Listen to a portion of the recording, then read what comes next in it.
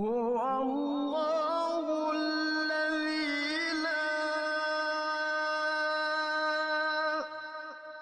إله إلا هو عالم الغيب والشهادة هو الرحمن الرحيم هو الله الذي لا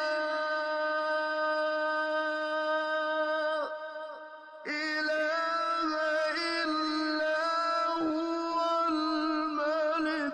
بسم الله الرحمن الرحيم لا حول ولا قوة إلا بالله العلي العظيم الحمد لله رب العالمين وصلى الله على سيدنا محمد وآله الطيبين الطاهرين اللهم أخرجني من ظلمات الوهم وأكرمني بنور الفهم اللهم افتح علينا أبواب رحمتك وانشر علينا خزائن علومك برحمتك يا أرحم الراحمين.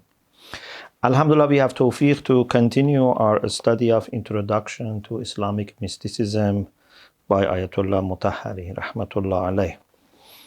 As you remember, we were talking about figures in the 5th century. And the next person is Abu Ali Daqqaq Nishaburi. He was a person who had great acquaintance with Sharia and Tariqah. Means that he was aware of traditional sciences and in particular jurisprudence, and at the same time he was a person who was deeply involved in Sufism and mysticism. He was a preacher, a wa'iz, and also a mufassir, an exegete of the Quran, and he was very much praying and even crying so much that some people called him Sheikh Nawhigar, lamenting Sheikh, because he was crying a lot when he was praying to Allah subhanahu wa ta'ala. He died in 405 after Hijrah or 412 after Hijrah. The next person who is especially important because of very important book that he has is Abul Hasan Ali ibn Uthman Hujwiri, or you can say al-Hujwiri. He is the author of Kashful Mahjub, which is one of the famous books in this field, and he died in 470 after Hijrah. The next person is Khwaja Abdullah al-Ansari. He is an Arab by origin, and it is said that his genealogy goes back to Abu Ayyub al-Ansari, a great companion of the Prophet. And he is very respected. He was very committed to religious rulings, very much observing all the rulings of religion, not compromising about Sharia. And he has many poems, many beautiful sayings, and his book Manazil al-Sa'irin is like a textbook, Stations of the Wayfarers, where he very scholarly mentions different stations, and in each station he explains.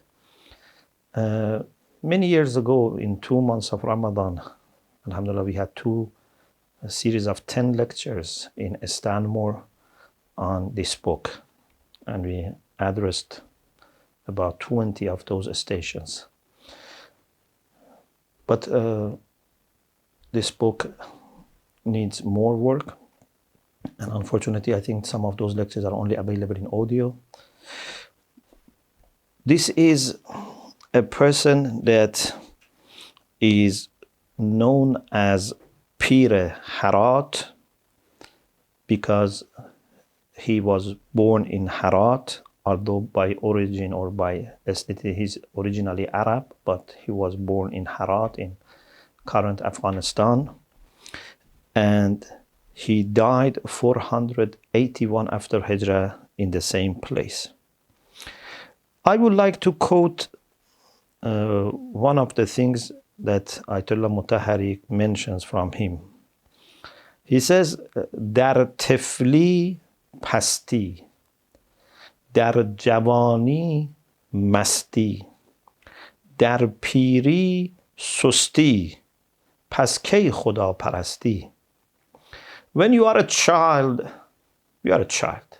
You are not that much understanding what to do, what to say. Okay, your childhood, we don't expect that much. When you are young, you are like a drunk person because you have so much of power and strength, and you want to be free and you want to be independent. I'm not saying everyone, but he means in a general way. Normally, it takes people some time till they realize that they have limits and they have to observe many things. A young person can be sometimes very naive, and they are like a drunk person. When you are old, you are sust, means you can be weak. Now your body is weak, you cannot do that much. So, when are you going to worship Allah subhanahu wa ta'ala? When are you going to serve Him? As a child, you don't. As a young, you don't. As an old person, you cannot. So when are you going to be serving Allah subhanahu wa ta'ala? And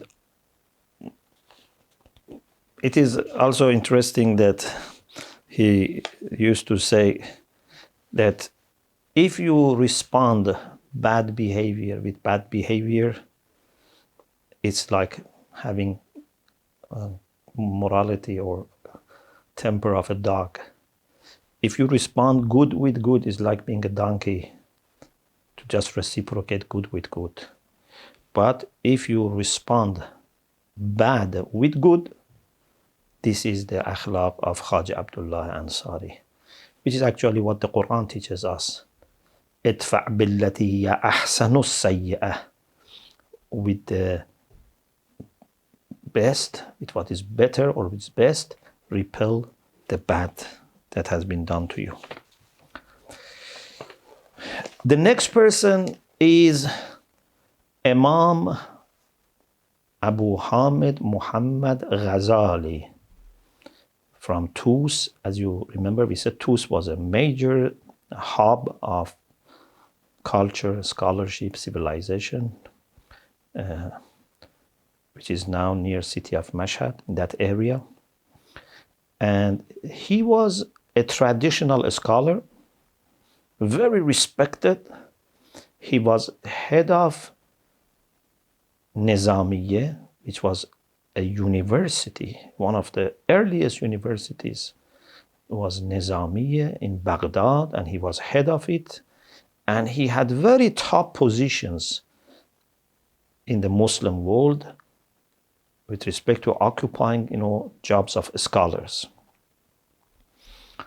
But they say something happened that made him rethink his life.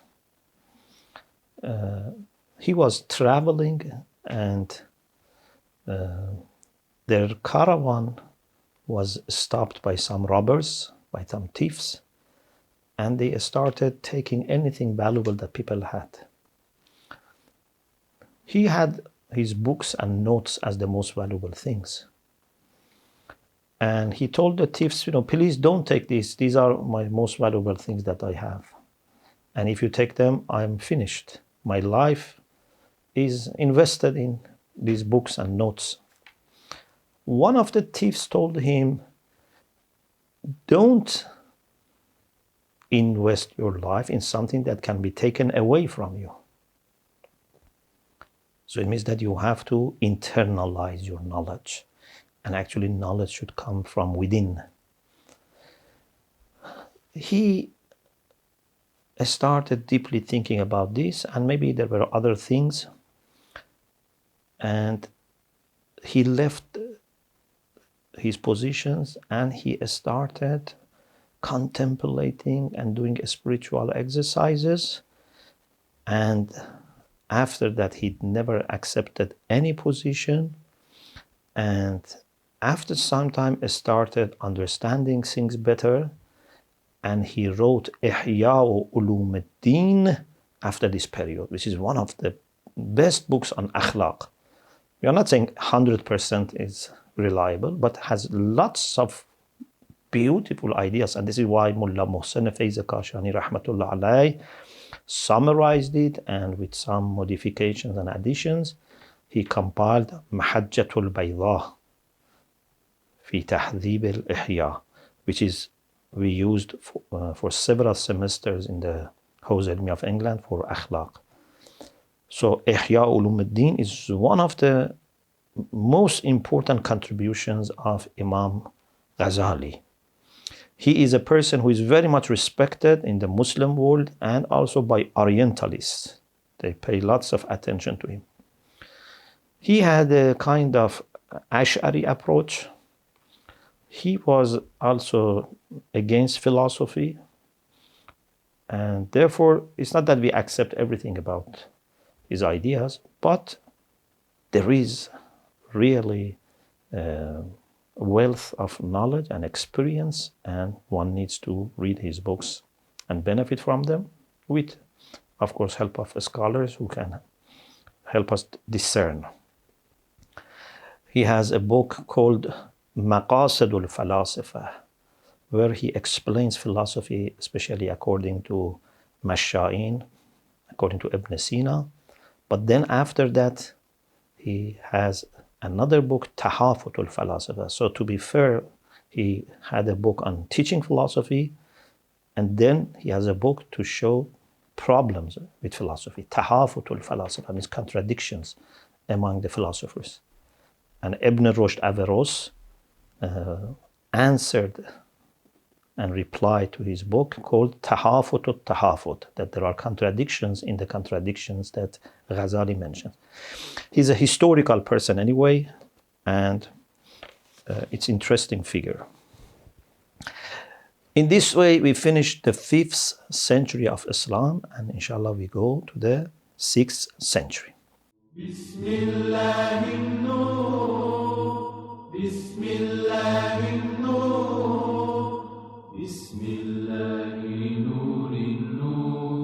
In the 6th century, again, we have important figures. The first person that Ayatollah Mutahhari refers to is Ainul Quzat Hamedani. He is one of the mystics who was very passionate, and he was a student or disciple of Ahmed Ghazali, brother of Muhammad Ghazali. Imam Muhammad Ghazali that we talked about it had a brother that who was also a famous Sufi. So Ainul Quzat was a disciple of the brother of Imam Muhammad Ghazali. And Ainul Quzat had different books. He had poems which are very emotional, and some of them have elements of shatahiyat. You remember we said shatahiyat are those things that sometimes Sufis or mystics used to say because they were overwhelmed with their mystical experiences. So sometimes they used words which were, possible to be taken as a kind of shirk, as a kind of exaggeration, but they didn't mean in that way. In any case, his situation became very difficult because of some of his ideas and some of his, words. And finally, they excommunicated him, they did takfir on him, they killed him, and even they burnt his body. And they threw the ashes of his body into the air. Very severe treatment. He died around 533 to 525 after Hijrah. The second person in the 6th century that we discuss is Sanai al-Ghaznavi, a very famous poet. He's very famous for his poems, and his poems are full of mystical ideas. And Rumi or Mawlavi in Masnavi refers to the ideas of Sanai very much. He died in the in the first half of the 6th century.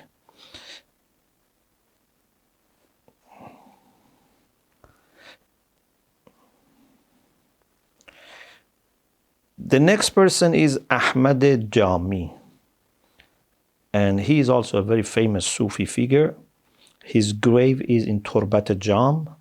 Turbat Jam is a city in Iran, near border of Iran and Afghanistan. He has beautiful poems, for example, about fear and hope. He says, you should not be proud of yourself, because many of the strong men, they lost their mules, their horses in this mountain. Means don't be, deceived by the success you have made so far.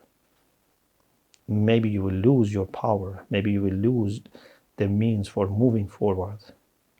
On the other hand, don't lose hope, because there were people who were drunk, but by hearing one beautiful song, they changed. So your good history should not make you proud. Your bad history should not make you hopeless. You should find the balance.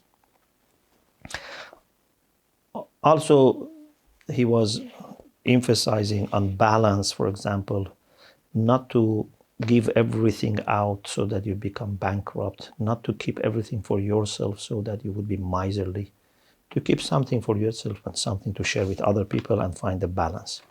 He died in 536 after Hijrah.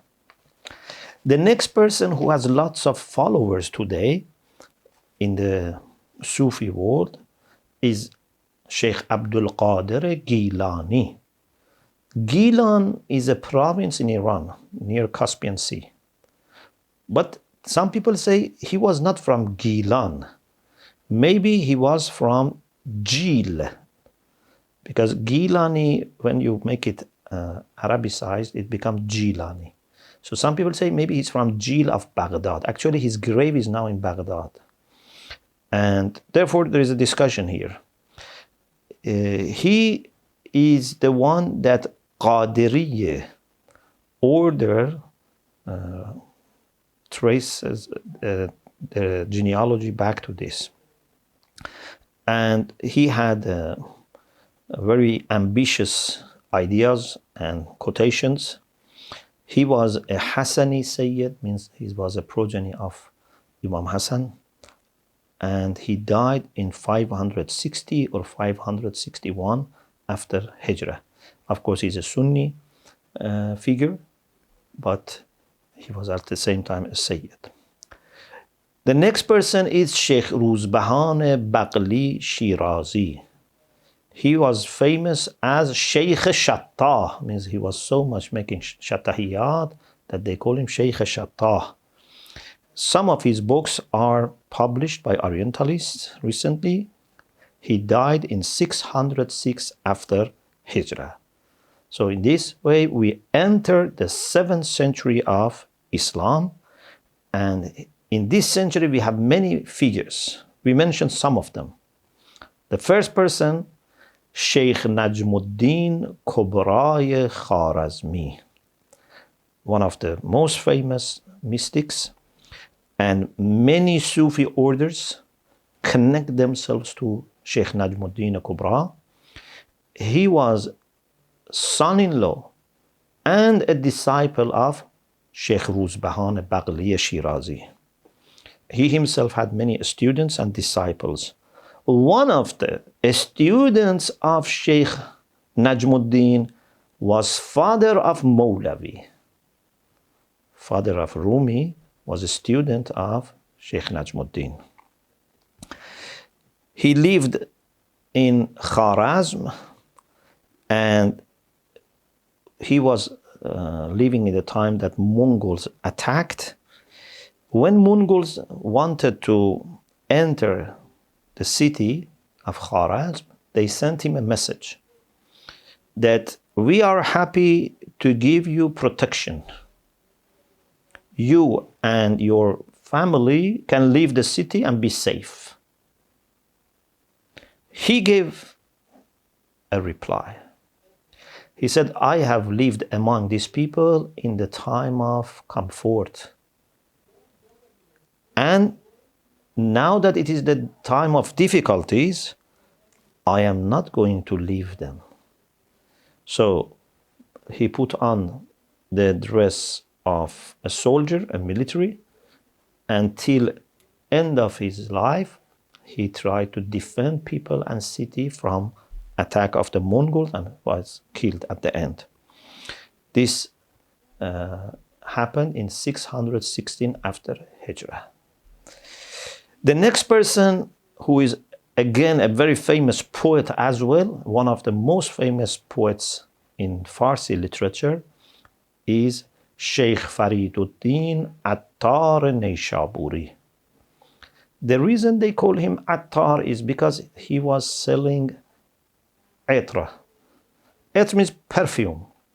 But he had a kind of place to sell maybe like grocery and maybe herbs and perfume.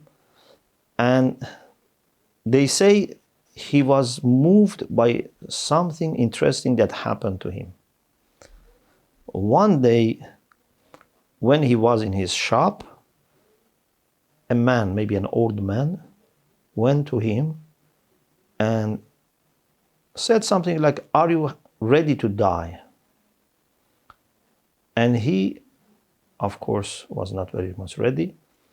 That man slept and died. And it means that this person had his death in his control. It was like someone who had voluntary death. And this totally changed Attar. And he realized that this life is very vulnerable, very short, and we have to prepare ourselves for real life, which is Hayat Tayyiba, which is a spiritual life. He has a book called Tazkiratul Awliya. One of his books is Tazkiratul Awliya, means biography of the Awliyaullah, which is very important because it is about biographies of Sufis and mystics. And actually, when he refers to figures, he mentions also Imam Sadiq alayhi salam and Imam Baqir alayhi salam. He starts actually with Imam Sadiq and ends with Imam Baqir alayhi salam. So, although he was a Sunni, but many Sufis and mystics who were Sunni, they were very impressed by Ahlul Bayt alayhi salam, and almost all of them, except maybe just 1-2 orders, they finally traced back their genealogy, their order, to Imam Ali alayhi salam. He has also a book, Mantiq al-Tayr, which is known in English as Conference of Birds. Mawlavi, about him and Sanai, says, Attar ruh بود و سنایی دو چشم او ما از پی سنایی و عطار می رویم. He says Attar was like a soul and Sanai was like 2 eyes of this soul. And we follow the path of Sanai and Attar. Also, Mawlavi is very well known for saying this couplet. This is very famous in Farsi. هفت شهر عشق را عطار گشت ما هنوز اندر خم یک کوچه ای. Attar has gone all over 7 cities of love, but we are still stuck with the same lane of 1 city. So this is how much he praised Attar. And the reason he says 7 cities is because Attar himself in Conference of Birds talks about 7 valleys or 7 places for love. Mahmud al-Shabistari, the author of Gulshan Raz, who is a very famous person, and we will talk about him later, he says, I am not very embarrassed with respect to my poems. مرا از شاعری خود عار ناید. I don't feel very embarrassed about my poems. Why? که در 100 قرن چو عطار نیاید و ناید.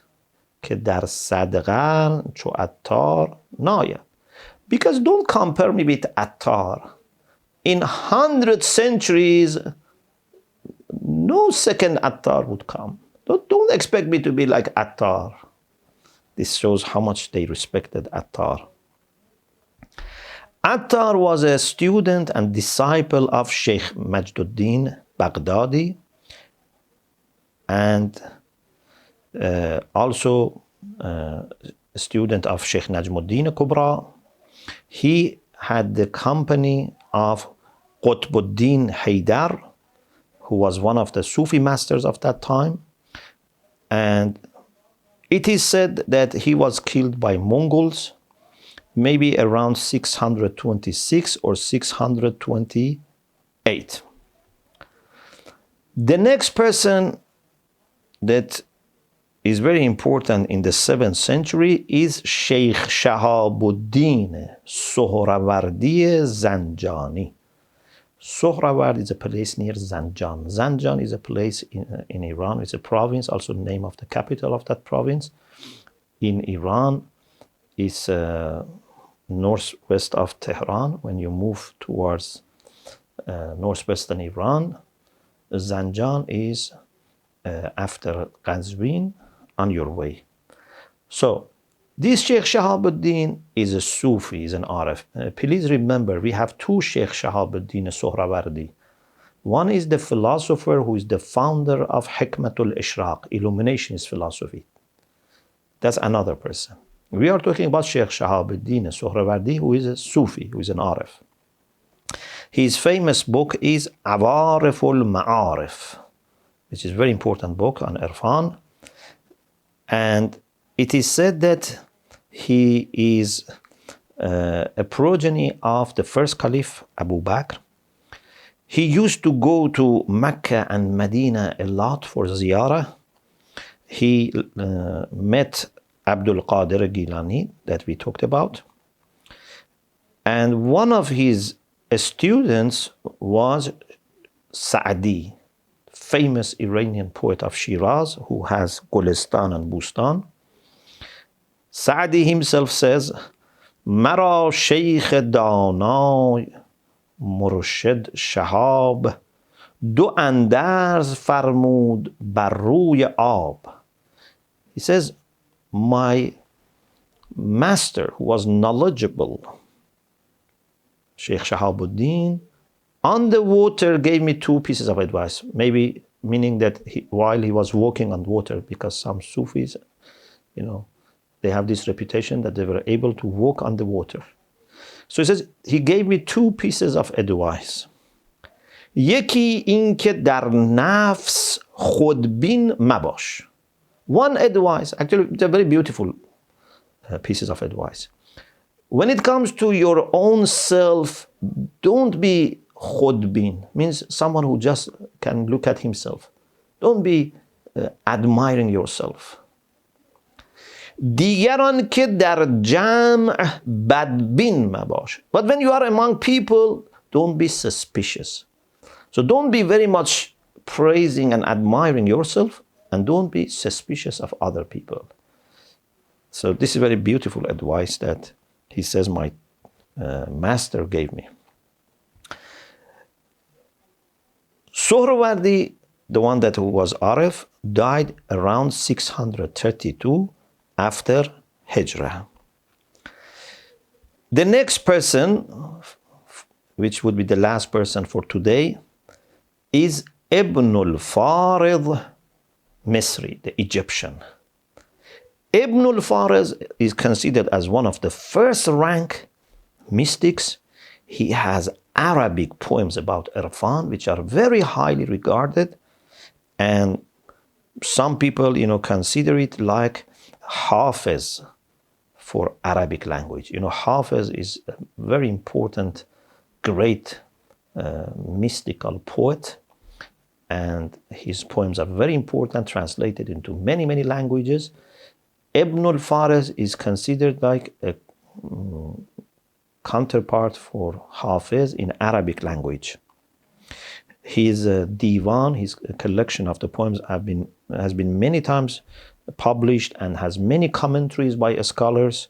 So it's very well respected. And one of the people who have commented is Abdul Rahman Jami, a famous mystic of the 9th century that we will talk about him later. Ibn Arabi, who is another figure of this century, and inshallah we will talk about him next week, told him that you should make a commentary on your poems so that people can understand. It's too deep. And he said, your book, Futuhat al-Makkiyya, which is one of the most important texts of Irfan al-Nazari, is a commentary of my poems. He was in a very a special condition most of the time, very extraordinary condition. They say he was most of the time in the condition of jazbe, means he was overwhelmed by attractions of love from Allah subhanahu wa ta'ala. And many of his poems he made when he was in that condition of jazbe, overwhelmed by love of Allah subhanahu wa ta'ala. He died in 632 after Hijrah. The next person is Ibn Arabi. And I leave this for the next session because he is a very important figure and we need to have some time to expand on him and on his role and contribution and different ideas about him. May Allah subhanahu wa ta'ala help us to pursue the path of love, the path of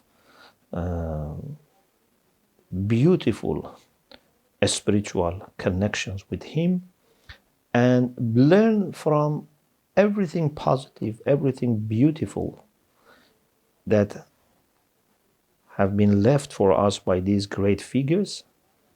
May Allah enable us to discern the best in whatever is available and adopt and follow.